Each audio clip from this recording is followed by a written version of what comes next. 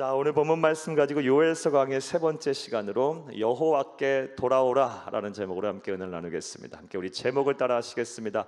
여호와께 돌아오라. 한 번 더 따라 하시겠습니다. 여호와께 돌아오라. 네, 고맙습니다. 우리 하나님 아버지의 간절한 음성입니다. 오늘 저와 여러분이 들어야 할 하나님의 음성입니다. 오늘은 요엘서 2장 12절에서 17절까지의 말씀을 강의하겠습니다. 그에 앞서서 말씀드린 내용들, 이 강의 설교는 항상 전체 성경을 문맥을 이해하는 틀 안에서 우리가 성경을 이해해야 합니다. 그래서 제가 꼭 앞에 내용을 먼저 좀 설명을 드립니다. 이해해 주시기를 부탁합니다. 사랑하는 여러분, 우리는 첫 시간에 요엘서 1장 말씀을 보면서 하나님의 백성들이라 할지라도 세상을 살다 보면 예외 없이 우리의 힘으로 감당하기 어려운 불가항력적인 재앙이 필연적으로 찾아온다라는 말씀을 드렸습니다. 그리고 그 재앙은 때로는 단 한 번에 그치는 것이 아니라 연속해서, 그것도 강도를 점점 세게 하면서 우리에게 찾아와 우리를 참으로 고통스럽게 합니다. 우리의 몸을 크게 상하게 하고 우리의 경제적으로 큰 손실을 입히고 또 우리의 영혼의 병을 들게 하여 깊은 영적 침체에 빠져서 예배도 못하게 만들고 기도도 찬송도 못하게 만들고 사명 감당하지 못하게 만듭니다. 이외에도 여러 가지 몸과 마음에 우리에게 삶에 많은 어려움을 줍니다. 이러할 때 우리가 이러한 감당할 수 없는 재앙을 만났을 때 우리는 무엇을 해야 할 때라고 말씀드렸습니까? 하나님의 말씀을 들어야 할 때라고 말씀을 드렸습니다. 하나님의 어떠한 말씀을 들어야 합니까? 사랑하는 여러분, 지은 죄가 있다면 하나님이 심판하신다라는, 지은 죄에 심판하신다라는 이 하나님의 메시지를 듣고 지은 죄가 있다면 회개해야 할 것이고요. 그러면 하나님의 구원의 은혜를 받게 될 거예요. 또 우리를 위로하시는 그 하나님의 위로의 음성을 듣고 우리의 마음과 생각을 지켜내야 합니다. 내 편이신 하나님, 우리를 사랑하시는 하나님, 나의 가장 좋은 친구 되시는 하나님. 사람은 오늘 사랑한다 하고서 내일도 사랑할지 몰라요. 사람은 자꾸 변해요. 하지만 하나님은 언제나 한결같으신 분, 변함없으신 분, 언제나 우리를 사랑하시는 그분, 하나님은 우리를 위로하셔요. 이 위로의 음성 듣기 위해서 우리의 모든 오감을 다 그분께 집중하셔야 합니다. 말씀을 가까이 해야 합니다. 위로의 음성을 다 들으시고 여러분의 마음과 생각을 여러분의 재앙을 만났을 때 또 재앙을 앞두고 잘 지켜내시기를 간절히 주의 이름으로 부탁합니다. 나아가서 소망의 메시지도 들어야 합니다. 우리 성도에게서 소망이 없다면, 이 소망이 끊어졌다면 세상 살 힘이 없을 거예요. 소망 없는 인생은 참 불행한 인생이에요. 사랑하는 여러분, 그런데 하나님께서는 우리의 모든 생사화복을 주관하시는 하나님께서는 우리를 절대 포기하지 아니하세요. 내가 포기하지 않으면 하나님은 안 버리세요. 우리를요. 다시 소생케 하실 것이고 다시 쓰실 것이고 다시 기회를 주실 것입니다. 복을 주실 거예요. 다시 행복하게 하실 거예요. 이런 소망의 메시지를 많이 듣기 노력하세요. 재앙을 만났을 때. 그래야 힘들고 어려운 순간들을 인내의 믿음을 가지고 참고 견딜 수가 있습니다. 우리가 무엇으로 인내하겠어요? 우리의 정신으로요? 우리의 믿음으로요? 아유, 말도 하지 마세요. 저도 안 되고 여러분도 안 돼요. 사랑하는 여러분, 성령 하나님께서 우리에게 막 소망을 불어 넣어주셔야 우리가 이 힘들고 어려운 순간들을 잘 견디고 이겨낼 수 있는 줄로 믿습니다. 하나님의 말씀을 들어야 될 때라는 것을 알아셔야 돼요. 또 이 감당하기 어려운 재앙을 만났을 때는 하나님 앞에서 울어야 할 때다라고 말씀을 드렸습니다. 많이 우세요.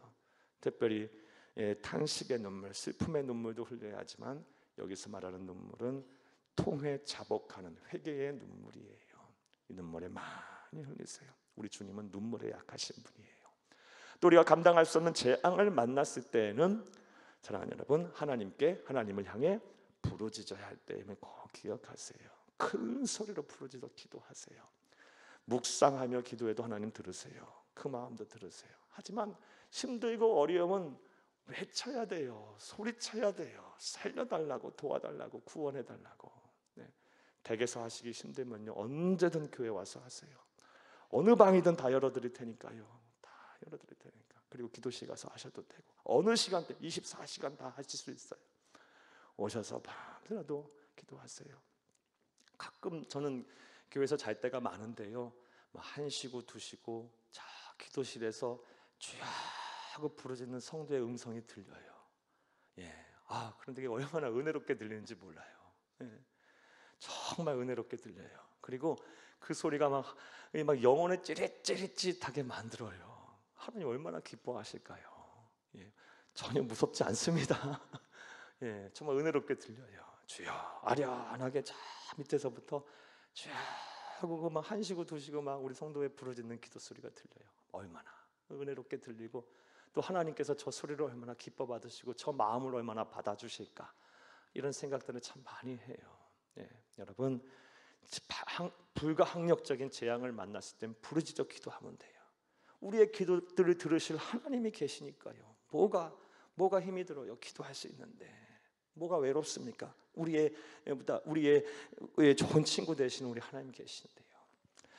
자, 사랑하는 여러분, 부르짖어 기도하여 재앙 속에서 하나님의 은혜와 하나님의 도움, 하나님의 구원을 경험한 여러분 되기를 간절히 주의 이름으로 축복합니다. 첫째 시간에 드린 말씀이에요.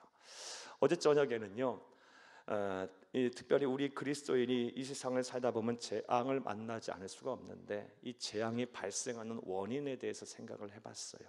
신학적인 물음이죠. 이 재앙의 원인을 우리가 잘 분별해내야 그것에 대한 해결책도 잘 얻을 수가 있는 거예요. 우리 지혜롭게 신앙생활을 해야 합니다.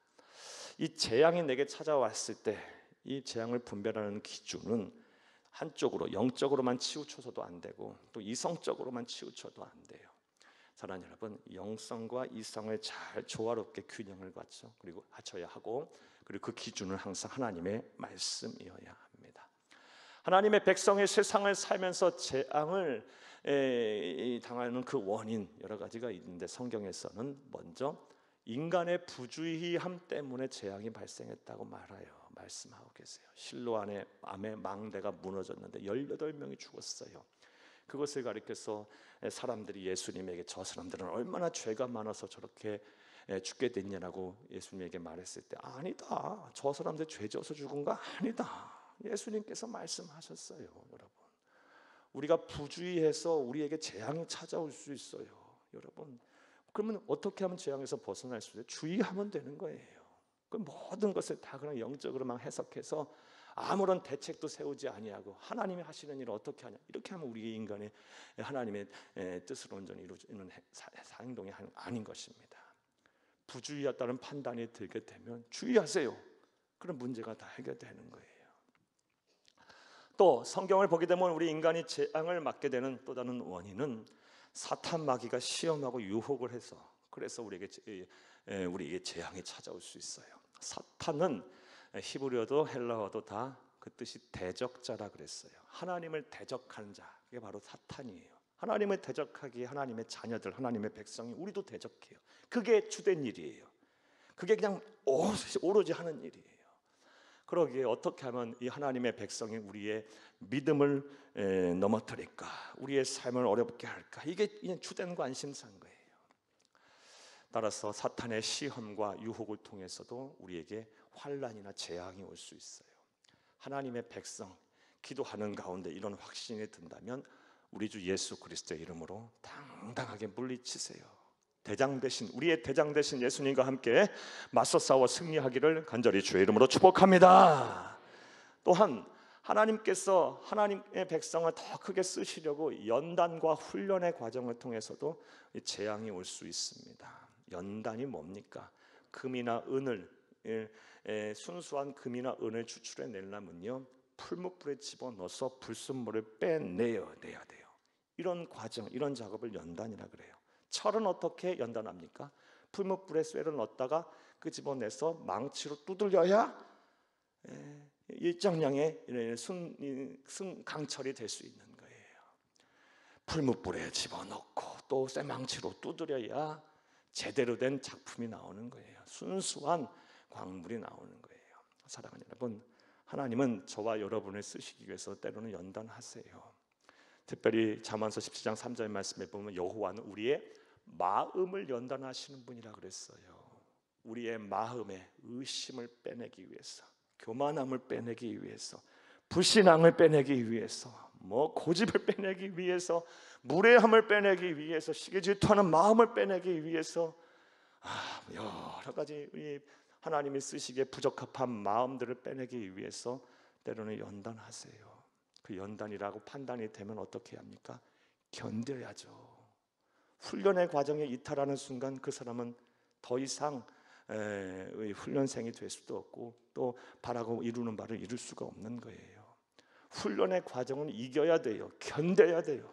두 주먹을 꽉 쥐고 어금니를 꽉 깨물고 하나님 내가 이기겠습니다. 견디겠습니다 하면서 이겨내면 되는 거예요. 그러면 이 연단의 과정 끝에는요 반드시 고난, 현재 당하는 고난과는 장차 비교할 수 없는 영광이 기다리고 있어요. 로마서 8장 17절 말씀이요. 사랑하는 여러분, 나아가서 우리가 이 세상을 살다 보면 이 말로 표현할 수 없는 재앙이 찾아오는데 그 찾아오는 또 다른 원인은 바로 우리가 지은 죄에 대한 하나님의 심판의 결과로 올 수 있어요. 오늘 요엘서 우리가 보고 있는데 이 요엘서 시대에 이스라엘 백성들이 이 말로 표현할 수 없는 이 메뚜기 떼 재앙을 지금 연거푸 그것도 강도를 세게 하면서 막고 있는데 그 주된 원인이 바로 이 마지막 이거 원인이었어요. 지은 죄 때문에 하나님의 심판을 받아서 그 여호와의 날에 그 재앙을 지금 맞은 거예요.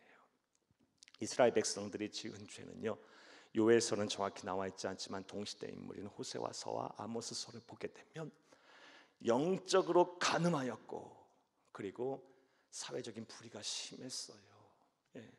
영적으로 간음했어요. 하나님을 섬긴다고 하면서 우상도 섬기고요, 하나님을 사랑한다고 하면서 다른 무엇인가를 더 사랑하고요, 하나님을 의지한다고 하면서 정작 의지할 대상은 따로 있고요, 하나님의 안에서 내가 기쁘다라고 말하면서 내가 정작 기뻐할 것은 따로 있었어요.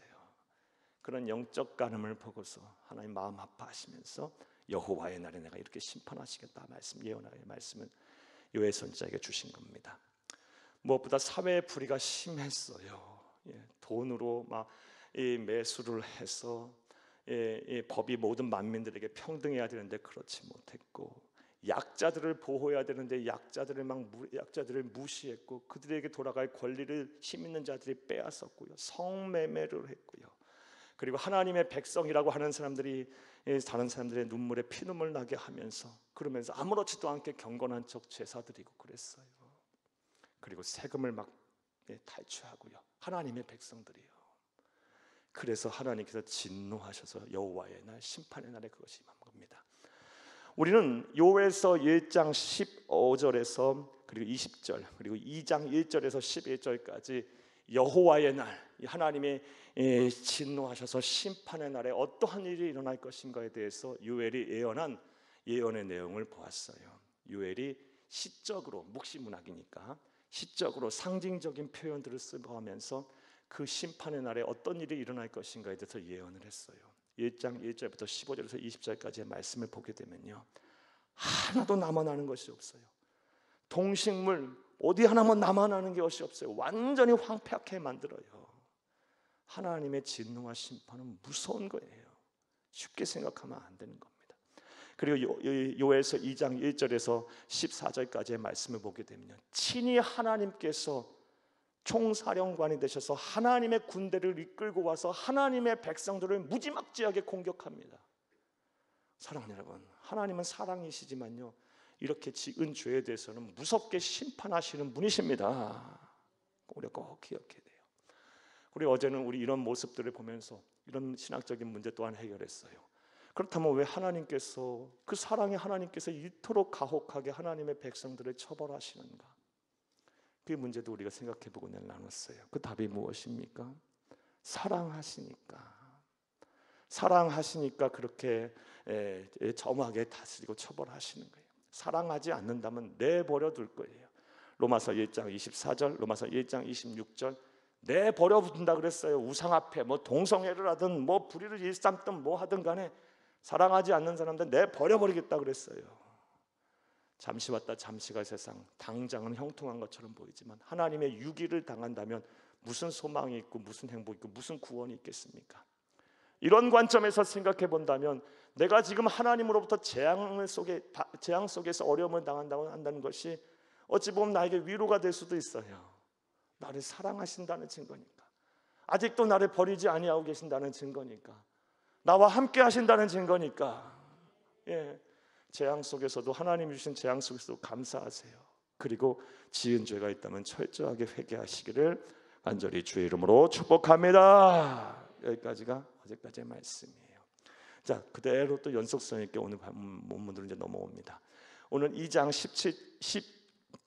12절에서 17절까지의 말씀에 보면 우리는 어제 우리 바로 앞절에서 여호와의 날, 무서운 하나님의 진노와 심판에 대한 묘사에 대한 말씀을 들었어요. 지은 죄에 대해서 하나님은 그냥 무섭게 심판을 하셔서 동식물을 싸그리 없애버리고 친히 군대를 끌고 와서 하나님의 백성을 무지막지하게 공격하는 그 무서운 여호와의 날, 심판에 대한 묘사를 봤어요. 자, 그러한 하나님의 백성의 그런 하나님의 심판을 당하지 않으려면 방법은 하나입니다. 그것이 무엇입니까? 바로 회개입니다. 회개. 오늘은 회개에 대한 말씀을 드릴 거예요. 사랑하는 여러분, 여러분이 지금 신앙생활을 하면서 회개하라, 또 회개에 대한 설교를 얼마나 많이 들으셨습니까? 그만큼 우리 기독교에는요, 이 회개라는 개념이 참 개념과 신앙이 매우 중요합니다. 오늘 하나님의 용서를 받는 진정한 회개, 참된 회개가 무엇인지 요엘서 말씀에 근거해서 정확하게 말씀을 드릴 테니까요, 꼭 오늘 이 말씀을 잘 듣고 참된 회개를 해서 세상 살다 보면 왜 우리가 죄를 안 짓겠어요? 왜 실수를 안 하겠어요? 살다가 보면요, 우리가 완전치 않은데, 그럴 때마다 바른 회개, 참된 회개를 해서 하나님의 용서를 받고 여호와의 날, 무서운 심판의 날이 여러분의 날이 되지 않기를 간절히 주의 이름으로 축복합니다. 자, 오늘 본문 말씀 12절, 13절까지의 말씀을 보게 되면 하나님의 용서를 받는 참된 회개가 무엇인지, 여호와의 날을 피할 수 있는 유일한 방법인 이 회개, 참된 회개를 어떻게 하는 것인지에 대해서 말씀을 하고 있어요. 먼저 12절을 함께 보겠습니다. 여호와의 말씀에 너희는 이제라도 금식하고 울며 애통하고 마음을 다하여 내게로 돌아오라 하셨나니. 아멘. 사랑하는 여러분, 하나님으로부터 용서를 받는 참된 회개는요, 이제라도 가던 길을 멈추고 여호와께 돌아오는 것을 말합니다. 한번 따라하세요. 가던 길을 멈추고 이제라도 여호와께 돌아오는 것이다. 이게 회개예요. 이게 회개. 이게 하나님으로부터 용서를 받는 회개예요. 내가 가던 길을 멈추고 돌아서서 여호와께 다시 가는 것, 돌아가는 것. 이게 바로 회개입니다. 회개라는 말이 참 성경에는 많이 나오는데, 오늘 본문에 나오는 단어 히브리어는 슈브라는 단어고, 슈브라는 단어는 돌아간다라는 말씀이고요. 이 슈브라는 단어가 이후에 회개라는 단어가, 구약에서 쓰인 단어가 신약에서는 메타노이아라는 단어, 헬라어로 쓰이는데, 이 단어도 가던 길을 멈추고 돌아가다, 터닝하다, 돌아섰다, 완전히 돌아서다, 이런 뜻의 의미의 말이에요. 가던 길을 멈추고 여호와께 이제라도 늦었다 싶을 때라도 이제라도 돌아가는 것이 바로 회개입니다. 그리할 때 비로소 하나님께서 용서하세요. 자, 그런데 가던 길을 멈추고 돌아설 때 적당히 돌아서면 안 되고 완전히 돌아서야 되는데, 어떻게 완전히 돌아서냐? 지적으로도 돌아서야 하고, 감정적으로도 돌아서야 하고, 의지적으로도 돌아서야 합니다. 우리의 전 인격적으로 돌아서야지 그냥 아는 것만 바뀌어서도 안 되고, 내 감정만 지금 울컥하고 동요해서 돌아서도 안 되고, 그냥 이 지적으로 감정적인 거 아무것도 없이 그냥 의지적으로만 돌아서도 안 돼요. 지적으로도 감정적으로도 의지적으로 모든 전 인격이 전부 다 가던 길을 멈추고 돌아서는 것이 진정한 회개입니다. 자, 그런 말씀 오늘 12절 말씀을 통해서 우리가 또 확인할 수 있어요. 오늘 본문 말씀만 갖고 한번 얘기해 볼게요. 12절을 다시 한번 보겠습니다. 12절은 여호와의 말씀에 너희는 이제라도 금식하고 울며 애통하고 마음을 다하여 아멘 내게 돌아오라 하셨나니, 여호와께 돌아가는 데 있어서 이제라도 돌아가는 데 있어서 하나님께서는 몇 가지를 요구하고 계세요. 금식하라, 울라, 애통하라, 마음을 다하여라. 이런 네 가지의 행동을 요구하고 계세요. 먼저 하나하나 살펴보면요, 먼저 지적으로 돌아선다는 것은요, 내가 지은 죄를 말씀을 듣고 깨닫고 내가 죄를 졌구나 라고 아는 거예요. 이 12절에서 그것을 나타내는 단어가 뭘까요? 애통이에요. 애통. 내가 말씀을 듣고 보니 내 지은 죄가 커요. 그래서 깨달아졌어요. 그래서 마음이 막 아픈 거예요. 아픈 거. 애통. 지적으로 내가 죄를 졌구나를 깨닫게 됐어요. 자, 그리고 나서 이제 감정적으로도 이제 돌았어요. 울며 깨달은 죄가 내가 너무나도 내가 큰 죄를 졌구나. 그래서 막 마음이 아파요. 막 울며 슬퍼서. 그 다음에 이제 의지적으로 결단하는 행동들이 나와요. 금식을 해요. 다시는 이런 죄를 짓지 않으리라. 나는 이제 하나님 편에 서리라. 여호와께 온전히 돌아서리라. 그리고 마음을 다해요. 이렇게 지적, 의지적, 감정적으로 온전히 전인격적으로 돌아설 때 비로소 하나님께서 용서하시는 회개가 되는 겁니다. 이 중에서 하나만이라도 빠지면 안 돼요. 하나만이라도 빠지면 하나님께서 용서하시는 회개가 되는 것이 아니에요. 이것을 잘 알 수 있는 사례가 바로 베드로와 가룟 유다의 사례예요. 사랑하는 여러분, 우리가 잘 알다시피 베드로도 가룟 유다도 다 예수님을 배신한 사람들이었어요. 누가 낫냐라고 볼 수 없어요. 사랑하는 여러분, 먼저 베드로를 생각해 볼게요. 하나님이신 예수님께서 마태복음 26장 말씀에 겟세마네 동산에서 기도하시고 나오시면서 이런 말씀을 베드로에게 하세요. 네가 닭이 울기 전에 나를 3번 부인할 것이다 말씀하셨어요. 그러자 베드로가 뭐라고 합니까? 천만에요. 다른 사람은 다 그러할지라도 나는 예수를 배신하지 않겠다고 그랬어요. 호언장담했어요. 그리고 우리는 베드로의 결말을 알아요. 어떻게 했어요? 예수님이 붙잡혀 갔을 때 대제상의 뜰에서 3번을 부인해요. 여종이 베드로에게 와서 너도 갈릴리 사람 나사렛 예수와 함께 있던 자가 아니냐? 나는 모른다고 막 그래요. 또 다른 사람이 와서 너도 예수의 당이 아니냐 그랬더니 심지어 저주하면서까지 2번, 3번 예수를 부인해요. 그리고 나서 닭이 막 꺾여 울어요. 그러자 베드로가 어떻게 합니까? 이 말씀 볼까요? 마태복음 26장 75절 함께 보겠어요. 이에 베드로가 예수의 말씀에 닭 울기 전에 내가 3번 나를 부인하라 하신 말씀이 생각나서 밖에 나가서 심히 통곡하니라. 아멘. 통곡했어요. 자, 먼저 닭 울기 전에 3번 나를 부인하는 하심이 생각이 났어요.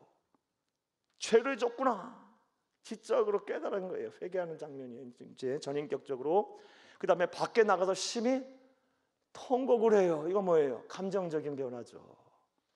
자, 지적으로도 회개를 했고 돌아섰고요. 감정적으로 돌아섰어요. 이후에 베드로는 어떻게 됩니까? 요한복음 21장 15, 17절 함께 보겠어요. 이건 너무 잘 아는 말씀이죠. 그들이 조밥 먹은 후에 예수께서 시몬 베드로에게 이르시되 요한의 아들 시몬아, 네가 이 사람들보다 나를 더 사랑하느냐 하시니 이르되 주님 그러하외이다. 내가 주님을 사랑하는 줄 주께서 아시나이다. 이르시되 내 양을 먹이라 하시고. 여기까지만 보겠어요. 똑같은 말씀이니까 우리 잘 아는 말씀이죠. 예수님께서 부활하시고 나서 제자들에게 말씀하세요. 갈릴리에 가서 먼저 나를 기다려라. 그리고 나서 이제 제자 7명이 갈릴리 겟세마네 호수, 티베라 바다, 죄송합니다. 겟세마네가 아니라 티베라 바다, 갈릴리 호수 다 같은 말입니다. 갈릴리 바다 다 같은 말이에요. 티베다 호수에서 제자 7명, 전직 어부였던 제자 7명이 모여서 예수님을 언제 나타나실지 모르니까 하염없이 기다릴 수 없으니까 뭐 해야 되겠어요? 전직 어부들이니까 고기잡이 해야 되겠죠. 밤새도록 고기 잡았는데 한 마리도 못 잡았어. 내 하나님이 인신했으니까 저곳에다 깊은 물에 오른쪽에 배 오른쪽에 그 물에 던지라 했을 때 그 물이 찢어지게 정도로 고기를 잡게 됐어요. 그때 예수님은요 해변에서 제자들을 위해서 밥을 하고 계셨어요. 그리고 네가 잡은 고기 중 하나 갖고 와라. 그것을 갖고 와서 예수님이 식사를 하신 후에 베드로와 독대를 합니다. 요한의 아들 시몬아, 내가 나를 사랑하느냐? 주여, 내가 주를 사랑하신 주께서 아시나이다. 내 양을 먹이라. 또 묻습니다. 요한의 아들 시몬아, 내가 나를 사랑하느냐? 내가 주를 사랑하는 주께서 아시나이다. 내 양을 치라. 또 물어요. 요한의 아들 시몬아, 내가 나를 사랑하느냐? 이제 근심이 됐어요. 3번이나 물으시니까. 내가 주를 사랑하는 줄 주께서 아시나이다. 내 양을 먹이라. 사랑하는 여러분, 베드로는요 내가 잘못을 했구나라고 지적으로도 깨어서 돌아섰고요, 통곡을 하면서 감정적으로도 변화를 일으킬 뿐만 아니라 의지적으로도 나는 이제 주를 위해 살겠다, 주를 사랑하겠다 라는 의지적인 결단이 이미 다 돼 있는 거예요. 거기까지 돌아섰던 거예요. 진정한 회개, 전인격적인 회개를 했던 거예요. 그래서 하나님께 다시 쓰신 거예요. 자, 이에 반해서 가룟 유다 한번 볼게요. 가룟 유다 말씀을 한번 보겠습니다. 우리 마태복음 27장 3절에서 5절을 함께 보겠습니다. 그때에 예수를 판 유다가 그의 정죄됨을 보고 스스로 뉘우쳐 그 은 30을 대제사장들과 장로들에게 도로 갖다 주며, 여기까지만 먼저 보겠습니다. 그때에 예수님께서 모진 고초를 당하시고 십자가에 매달리시니까요, 예수를 판 유다가 그의 정죄됨을 보고 스스로 뉘우쳤어요. 예, 지적으로 깨달았어요. 아, 내가 죄를 졌구나. 여기까지는 잘했어요. 그리고 그 은 30의 대상의 장로에게 도로 갖다 줬어요. 막 마음이 아프니까 그렇겠죠. 감정적인 변화도 이뤘을 거라고 봐요. 자, 그런데 이제부터가 문제예요. 4절 5절 읽겠습니다. 이르되 내가 무죄한 피를 팔고 죄를 범하였도다 하니 그들이 이르되 그것이 우리에게 무슨 상관이냐, 네가 당하라 하거늘. 5절 유다가 은을 성소에 던져놓고 물러가 스스로 목매어 죽은지라. 의지적인 변화가 없어요. 예수에게 돌아와야죠. 스스로 생명을 끊어버렸어요. 사랑하는 여러분, 진정한 회개가 안 된 거예요. 어떤 사람들은, 어떤 신학자들은 이것을 가리켜서 베드로의 이런 변화는 진정한 하나님께 용서를 받는 회개였고, 이 가룟 유다의 이런 변화는요 후회였다라고 그래요. 후회였다. 성도는 후회를 하지 말고 회개를 해야 용서를 받고 재앙 속에 건짐을 받고 하나님으로부터 쓰임을 받는 겁니다. 근데 오늘날 많은 성도들이 후회는 해요. 왜요? 어려서부터 오랜 시간 동안 들은 것들은 많아요. 지적으로 깨달아지니까 아, 내가 죄를 졌구나. 그리고 이 선한 양심들이 그래도 살아있는 분들이 많아서요, 아, 내가 죄를 졌구나. 그럼 마음이 아프죠. 그런데 의지적인 결단, 의지적인 변화, 완전히 돌아서는 그 결단의 구체적인 의지적인 변화가 나타나지 않아요. 후회야, 후회. 여기까지밖에 안 가니까 이 재앙 속에서 하나님의 일하심과 하나님의 구원을 못 보고 심판을 그대로 받는 거예요. 그리고 삶의 변화도 없고요. 사랑하는 여러분, 하나님께서는 우리에게 전인격적인 회개를 요구하고 계세요. 내가 죄를 졌구나 깨달았고 그것으로 인해서 내 마음이 아프고 슬프면요, 이제 완전한 의지적인 결단을 하여 변화된 삶을 사세요. 주를 사랑하세요. 주를 사랑합니다. 주를 사랑합니다. 그런 고백하기까지 얼마나 많은 의지와 많은 결심을 했겠어요. 이 베드로가요, 얼마나 통곡을 하며 나는 다시 내가 이 예수를 볼 면목도 없는데 이런 나를 받아주실까? 이런 나를 하나님 다시 받아주실까? 내가 주 앞에 설 수 있을까? 얼마나 고민하고 몇 날 며칠을 밤새웠게 생각을 했겠어요. 그럼에도 불구하고 나는 염치 없지만 주를 사랑하리라, 주를 사랑하리라. 그리고 그 의적인 변화와 결단의 자리까지 오니까 하나님께서 다시 내 양을 먹이라, 내 양을 치라, 내 양을 먹이라 하시면서 사명을 주고, 사랑하는, 그렇게 하나님께서 크게 다시 사도로서 크게 쓰신 것이 아니겠습니까? 가룟 유다도 그 자리에서 의지적인 변화와 결단을 이뤄냈다면, 진정한 회개를 했다면 하나님이 쓰셨을 줄로 믿습니다. 오늘 우리에게 시사하는 바가 커요. 사랑하는 여러분, 우리가 세상을 살다 보면요, 우리가 지은 죄로 말미암아 말로 표현할 수 없는 하나님의 심판의 날이 올 때가 있어요. 그때 벗어날 수 있는 유일한 방법은요, 회개입니다. 그리고 그 회개를 어떻게 해야 합니까? 이제라도 가던 길을 멈추고 여호와께 돌아와야 합니다. 돌아올 때는 머리로만 돌아오면 안 되고 내 마음만 동요해서도 안 되고 의지적인 결단과 변화가 따라와야 돼요. 함께 세 가지가 같이 와야 돼요. 전인격적인 회개를 하셔야 합니다. 후회를 하지 마시고 회개를 하시는 여러분들이 다 되기를 간절히 주의 이름으로 축복합니다. 또 오늘 12, 13절 말씀을 보게 되면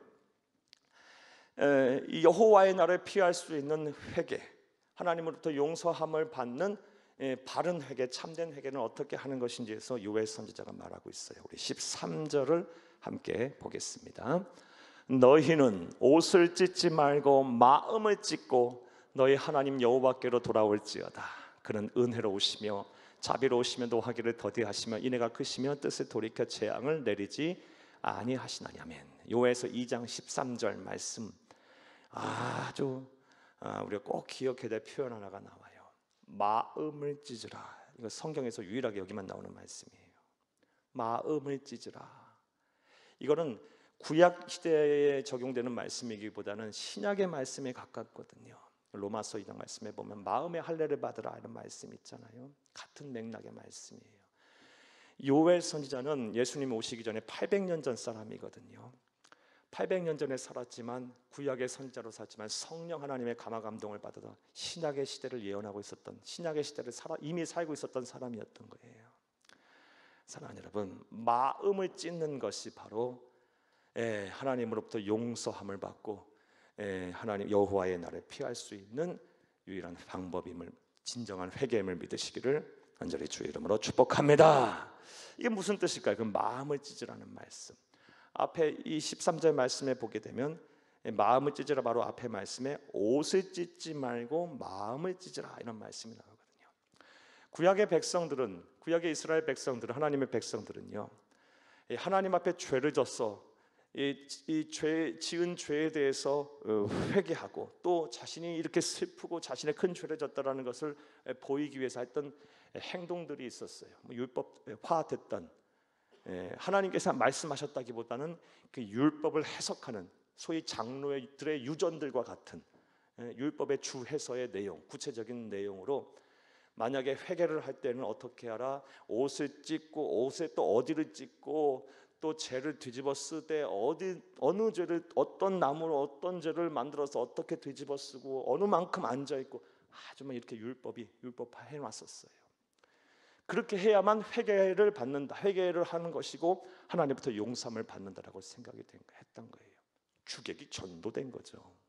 하나님은요, 진정한 우리의 마음에서 우러나오는 이 회심, 진정한 전인격적인 변화를 원하시는데 이것은 온데간데 없이 사라져버리고 그냥 형식만 남아버리는 거예요. 그리고 그 율법화된 그 형식, 허례허식만 남은 거예요. 그것을 온전히 행하게 되면 하나님으로부터 회개한 것이고 용서함을 받는 것이다 라고 생각을 했었던 거예요. 그래서 옷을 찢지 말고 마음을 찢으라. 이러한 재앙이, 메뚜기 떼 재앙으로 닥쳐서 수많은 사람들이 말로 표현할 수 없는 시험과 환난을 당할 때 이스라엘 백성들이 회개 안 했겠어요?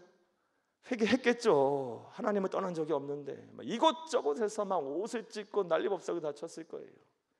그것을 보면서 요엘 선지자가 참담했던 거예요. 성령께서 감화 감동을 주셔서 나는 저것을 원하지 않는데, 나는 진정한 마음으로 회심을 하고 이 마음에 있는 모든 정욕들을 깨부시고 하나님 앞에 돌아오기를, 나에게 돌아오기를 원하는데 왜 너희들은 옷을 찢고 있냐? 하나님 마음 아파서 하신 말씀이에요. 진정한 회심은요, 형식에 있지 않아요. 사랑하는 여러분, 진정한 회심은 우리의 마음에 전인격적인 변화가 있습니다. 꼭 기억하세요. 사랑하는 여러분, 남 보이기 위해서 신앙생활하는 거 아닙니다. 목사에게 잘 보이기 위해서 신앙생활하는 것도 아니고 우리 모든 성도님들에게 잘 보이기 위해서 신앙생활하는 것도 아니고요. 우리는 하나님에게 잘 보이기 위해서 신앙생활하는 사람들이에요. 영이신 하나님 앞에. 그리고 우리는 구속하신 예수를 바라보고 그분을 믿고 따르는 사람들이지 사람 보고 신앙생활하는 사람들은 아니에요. 그런 순간 우리의 신앙은 세속화되는 것이고 변질되는 것이고 반드시 시험되게 돼 있어요. 하나님께 회개하세요. 마음을 다해서 전 인격적으로 마음을 찢어서 회개하시기를 간절히 주의 이름으로 축복합니다. 축복합니다. 성도님들 간혹 보게 되면 다 그러신 건 아닌데 힘들고 어려우신 분들 그래서 막 이렇게 금식도 하고 막 작정 기도도 하죠. 그러면 이제 보라고 평소에는 화장도 예쁘게 하고 옷도 예쁘게 입고 다니시던 분이 어느 순간부터 추리닝 입고 화장도 안 하고 머리도 안 감은 것 같고 그냥 부시시하게 교회 오셔서 나 기도한다 이거죠. 나 기도한다. 나 슬프다. 나 힘들다. 물론 이해합니다. 이해하고 100번 1000번 이해합니다. 하지만 꼭 그렇게 할 필요가 있을까요? 무슨 말씀을 드리려 하는지 아시죠? 진정 마음으로 회심하세요. 마음으로 회개하세요. 하나님 앞에 집중하세요. 그리할 때 비로소 우리의 회개가 진정한 회개가 돼서 바른 회개가 돼서 하나님께 용서함을 받게 될 줄로 믿습니다. 자, 저는 12절 13절 말씀을 가지고 이 회개에 대해서 말씀을 드렸고, 특별히 이 하나님께서 받으시고 용서하시는 바른 회개란 무엇인데 대한 말씀을 드렸어요.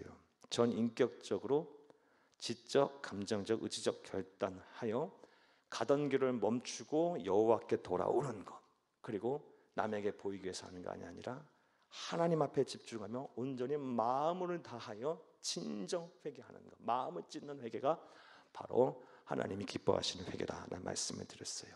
꼭 기억하시기를 간절히 주의 이름으로 축복합니다. 회개밖에 방법이 없어요. 여호와의 날을 피할 방법은요. 꼭 기억하세요. 자, 그렇다면 우리가 이렇게 회개를 할 때 사랑하는 여러분, 하나님께로부터 용서를 받을 수 있는 근거가 뭘까요? 이것도 좀 신학적인 물음인데 오늘 본문 말씀에서 이 중요한 문제도 한번 해결해 볼게요. 우리가 회개를 하면 하나님께로부터 용서함을 받는 근거가 뭘까요? 바로 하나님의 성품에 기인합니다. 하나님의 성품에 기인해서 우리가 회개하면 하나님께서 용서하시는 거예요. 오늘 본문 말씀을 보게 되면 하나님의 5가지 성품이 나와요. 13절을 함께 보겠습니다.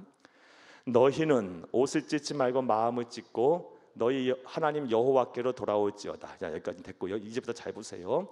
그는 은혜로우시며 자비로우시며 노하기를 더디하시며 인애가 크시사 뜻을 돌이켜 재앙을 내리지 아니하시나니. 하나님의 5가지 성품이 나와요. 이 하나님의 5가지 성품에 근거해서 우리가 회개하면 용서하시는 거예요. 하나하나 좀 살펴볼까요? 13절 말씀에 보면 하나님은 먼저 은혜로우시답니다. 은혜롭다, 은혜로우신 분이란 뜻이 무슨 뜻일까요? 값없이 사랑을 베푸시는 분이란 뜻이에요. 은혜는요, 값없이 하나님으로부터 받는 사랑을 말해요. 무슨 대가를 치르는 게 아니에요. 값을 지불하는 게 아니고요. 내가 하나님으로부터 은혜 받았다 한 것은 하나님이 내게 값없이 선물을 주셨다라는 거예요. 보고해 주셨다라는 거예요. 하나님은 값없이 사랑을 베푸시는 분, 이게 바로 은혜로우시다는 뜻이에요. 또 자비하시다, 여기서 말하는 자비의 뜻은 뭘까요? 자격 없는 자를 불쌍히 여기시는 분이란 뜻이에요. 자격을 갖추고 사랑하고 자격에 갖춘 자만 뭐 보고해주고 이게 아니고 자격 없는 자까지도 하나님은 불쌍히 여겨서 사랑하시는 분, 이게 바로 자비예요. 하나님의 자비. 사랑하는 여러분, 저와 여러분이 무슨 자격이 있어서 하나님의 자녀가 되고 거룩한 제사장으로 하나님께서 인치셨어요? 자격 없는 우리를 그렇게 불쌍히 여겨서 자비하셔서 값없이 우리에게 은혜를 주신 거예요. 자비가 무슨 뜻이다?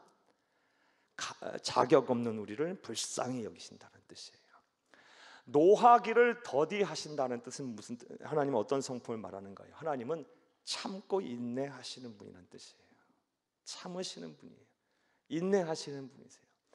만약에 하나님이 우리와 같은 성정을 그대로 가지신 분이라고 한다면요, 매일 우리는 하늘로부터 불벼락을 맞아야 돼요, 여러분. 우리의 마음과 생각까지 다 감찰하시는 분은 아니에요. 그리고 우리의 마음과 생각으로 짓는 죄도 하나님 보시기엔 죄라고 말씀하시잖아요. 날마다 불벼락 맞아야 되고 날마다 이것저것에서 우리 하나님의 진노와 심판에 당해야 돼. 하나님은 참으시는 분이에요. 참으시는 분, 노하기를 더디하시는 분. 자, 인애가 크시다. 인애가 크시다는 말의 뜻은 뭘까요? 인애가 크다라는 것은요, 변함없는 사랑을 가지신다라는 뜻이에요. 변함없는 사랑을 가졌다. 하나님은 변함이 없는 사랑을 갖고 계시니까요, 어제나 오늘 영원토록 그 사랑이 한결같아요. 예, 사랑받으면 오늘 다르고 내일 다르고, 오늘 정말 사랑한다 그러고서 내일 원수가 될 수도 있잖아요. 예, 실제로 그렇잖아요. 예, 그렇잖아요. 변함없는 사랑을 가지신 분, 그래서 인애가 크시다는 뜻이에요. 뜻을 돌이키사 재앙을 내리시 아니하시는 분이라는 뜻은 또 무슨 뜻일까요? 우리가 돌아오기만을 기다리시는 분이에요. 돌아오기 전 기다리시는 분. 신약 성경 말씀에 보면 탕자의 비유에서 둘째 아들이 먼 곳에서 가서 아버지의 재산을 다 탕진하고, 그런 부르자식이 어디 있어요? 아버지가 살아계실 때 유언 달라 그래, 유산을 달라 그래서 그 먼 곳에서 창기와 더불어 다 탕진했어요. 하지만 아버지는 자식이 돌아오기만을 기다려요. 그게 바로 우리 하나님 아버지의 마음이에요. 이렇게 하나님은 값없이 사랑을 베푸시는 은혜로운 분이시고, 자격 없는 자를 불쌍히 여기시는 자비하신 분이시며, 참고 인내하시는 노하기를 더디하시는 분이시고, 변함없는 사랑을 가진 인애가 크신 분이시며, 우리가 돌아오기만을 간절히 바라시는, 뜻을 돌이켜 재앙을 내리시지 아니하시는 분이기 때문에 이런 성품에 근거하여 우리가 회개하면 용서하시는 거예요. 예. 만약 이런 분이 아니라면 회개하면 용서하시겠어요? 안 하시죠. 안 하시죠. 보복을 하시겠죠. 예, 사랑하는 여러분, 하나님은 이런 분이세요. 사랑하는 여러분, 이런 하나님 우리가 섬기고 있어요. 우리는 이런 하나님 우리 아버지가 되세요. 우리보다 우리를 더 사랑하세요. 얼마나 우리가 복을 받은 사람들입니까? 하나님께 늘 감사하며 사시는 여러분 되기를 간절히 주의 이름으로 축복합니다. 자, 이제 14절 말씀, 13절까지 되셨죠? 이제 14절 말씀을 보겠는데, 14절 말씀도 또 잘 봐야 되네요. 여기도 또 우리가 해결해야 될 신학적 질문이 하나 있어요. 사랑하는 여러분, 우리가 죄를 회개하면, 그렇다면 자동적 혹은 기계적으로 우리의 죄가 용서되는 것일까요? 예를 들어 자판기가 이렇게 있어요. 그 자판기 안에 뭐가 내용물이 있고요. 우리가 동전을 집어넣고 버튼을 누르면, 동전을 집어넣고 버튼을 누른 순간 내용물이 나와요. 이처럼 우리가 회개하면 자동적으로 기계적으로 하나님의 용서가 딱 이루어지는 것일까요? 어떻게 생각하세요? 오늘 한국교회 많은 성도님들이 이 문제에 대해서 제대로 된 답을 못 갖고 있다 보니까요, 반복적으로 똑같은 죄를 짓고 또 회개하고 그래도 된다라고 생각을 해요. 기계적으로 하나님은 그냥 우리가 회개만 하면 자동적으로 용서하신다. 오늘 요엘 선지자의 말을 보게 되면요, 그렇지 않다라고 얘기하고 있어요. 14절을 함께 보겠습니다.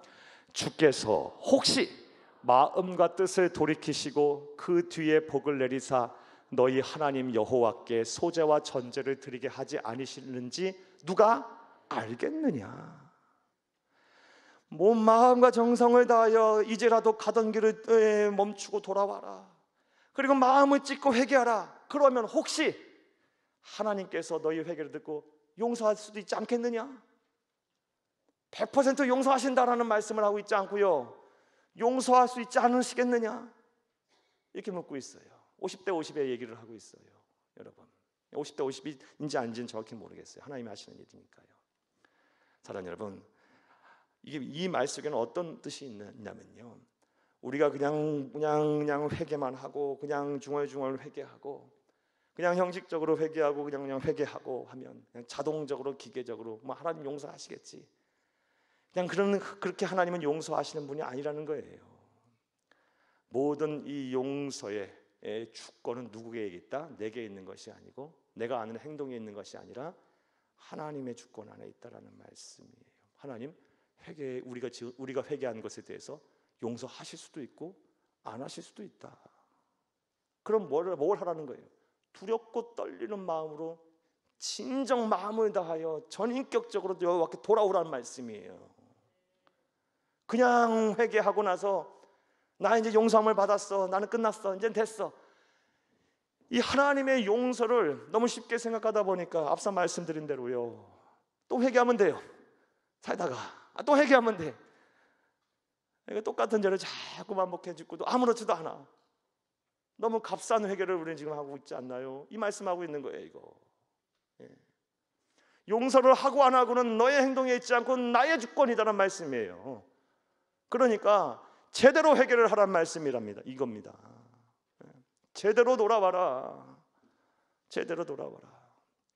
그동안 값싼 회개했던 거 우리 하나님 앞에 오늘 진정으로 마음을 찢고 회개해야 돼요. 그래서 예수님께서는요, 신약의 말씀을 보게 되면, 예수님의 생애에 대한 말씀을 보게 되면 병든 자를 고치시고 다시는 똑같은 죄를 범하지 않도록 조심하라 말씀 꼭 하시잖아요. 값싼 회개하지 말라는 거예요. 회개의 주권은 하나님한테 있어요. 용서하실지 안 하실지 하나님이 판단하셔서 하시는 거예요. 두렵고 떨리는 마음으로 사랑하는 여러분, 마음을 다하여 전인격적으로 여호와 하나님 앞에 돌아오세요. 옷을 찢지 말고 마음을 찢어 회개하세요. 그러면 용서하시지 않으실지는 하나님이 판단하실 거예요. 그리고 용서하실 거예요. 이러한 은혜의 시천이 여러분 가운데 함께하기를, 꼭 말씀을 기억하기를 간절히 주의 이름으로 부탁합니다. 부탁합니다. 자, 그렇다면 우리에겐 또 이런 물음이 생겨요. 그러면 내가 회개하면 하나님 어떻게 용서하셨는지 내가 어떻게 알 수 있지? 이것도 큰 문제잖아요. 이 용서의 주권은 하나님 앞에 달렸다고 한다면 용서를 하셨는지 안 하셨는지 내가 어떻게 알 수 있을까? 그 말씀도 오늘 본문에 또 있네요. 14절을 다시 한번 읽겠습니다. 주께서 혹시 마음과 뜻을 돌이키시고 그 뒤에 복을 내리사 너희 하나님 여호와께 소제와 전제를 드리게 하지 아니하실는지 누가 알겠느냐? 소제와 전제를 드리게 하지 아니하시는지 누가 알겠느냐의 답이 있어요. 내가 회개했을 때 하나님이 용서를 하셨는지 안 하셨는지는요, 소제와 전제를 드리게 하지 아니하실지 누가 알겠느냐. 이게 무슨 말씀이에요? 소제와 전제는요, 제사예요. 제사는 아무나 하는 게 아니고 하나님 앞에 하나님과의 관계가 회복이 된 사람이 하는 거예요. 관계가 회복이 된 사람. 내가 용서를 받았다고 한다면 하나님으로부터 관계가 회복이 돼서 하나님 보기에 부끄러움이 없어요. 사랑하는 여러분, 죄를 졌으면 어떻게 해요? 잘못을 했으면요, 자녀들이 부모에게 잘못을 했어요. 그럼 어떻게 해요? 부모를 피하겠죠. 성경에도 나와요. 창세기 3장 10절 말씀에 보게 되면 아담과 하와 얘기 너무 잘 알죠. 그래서 하나님께서 아담을 불러요. 아담아, 아담아, 내가 어디 있느냐? 그랬더니 창세기 3장 10절 말씀에 보면 관계가 깨져버리니까, 죄졌으니까 여호와의 낯이 두려워 내가 피하여 숨었나이다. 이 아담의 얘기예요. 관계가 깨져버려요. 내가 죄의 용서에 대한 화해를 받았다고 하면요, 하나님과의 관계가 회복이 된 거예요. 그래서 하나님 보기에 부끄러움이 없어요. 내 기도에 막힘이 없어요. 내 예배에 막힘이 없어요. 내 삶에 막힘이 없어요. 하나님 보기에 부끄럽지가 않아요. 그런데 용서가 제대로 안 되고 하나님의 관계가 회복이 안 되면 뭔가 하나씩 계속 캥겨요. 안 돼요. 여러분, 하나님과의 관계가 회복이 된 것의 유무를 통해서 내가 죄의 용서를 받았는지 안 받았는지를 확신할 수 있는 거예요. 여러분, 마음을 찢어 회개하시고 전인격적으로 가던 길에 멈춰서 돌아오셔서 회개하신 후에 그 내 회개를 받으시고 용서하시지 않으시지 하나님 주권에 있음을 알고 여러분 두렵고 떨리는 마음으로 회개를 하세요. 그런 다음 하나님과의 관계가 막힘이 없다면 여러분 확신하시고 용서를 확신하시고 하나님 복을 주신다 그랬어요. 복을 주신다 그랬어요. 그 복을 받아 누리시기를, 더 깊은 관계 속에 들어가시기를 간절히 주의 이름으로 축복합니다. 축복합니다. 자, 14절까지 되셨습니까? 자, 이제 15절부터 17절까지의 말씀을 보겠습니다. 15절에서 17절 말씀에 보면 또 전혀 다른 이야기를 또 요엘이 또 하고 있습니다. 같은 회개라는 그런 주제 안에서 말씀을 하고 있는데 12절에서 14절까지의 말씀은 개인적인 영역에서의 이제 회개를 이야기하고 있어요.